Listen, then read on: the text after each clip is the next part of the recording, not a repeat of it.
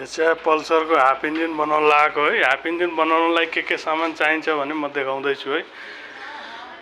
यो लगभग 60-70 हजार चलिसकेको थियो हैन। यसको फर्स्टचोटि हाफ इन्जिन खोल्दैछ हैन।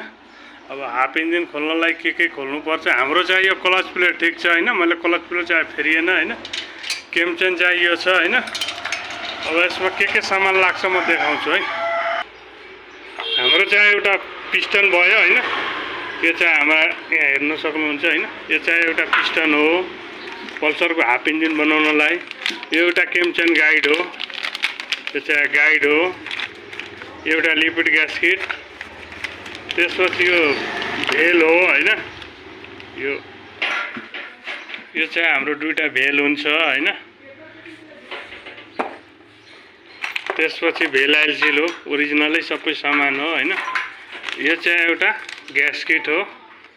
यहाँ हेर्नुहुन्छ यो हेड सिलिन्डरको। यो चाहिँ हेड ग्यास्केट हो तलको हैन। अनि यो चाहिँ हाम्रो नयाँ एउटा केम चेन हो। हाम्रो यो लगभग 6-7 आइटम भयो भने हाम्रो पल्सरको चाहिँ हाफ इन्जिन बन्छ। अब यसको प्राइसको कुरा गर्नुहुन्छ भने केही नभने यो सामान तपाईको लगभग 4000-4500 को सामानै भइसक्यो हैन। मोबिल सोबिल हाल्दाखेरि 5000-6000 कति पुग्छ हैन। लगभग एउटा इन्जिन राम्रोसँग बनाउँदाखेरि कम्पनीको सामान हाल्दाखेरि यति नै बनाउँदा 7-8 हजार रुपैयाँ खर्च लगभग आउँछ है। यो चाहिँ मेरो यो मेन चाहिँ यो कनेक्टिङ चाहिँ ठिकै रहेछ हैन। अब यसको केम चेनहरु फेरेर हैन।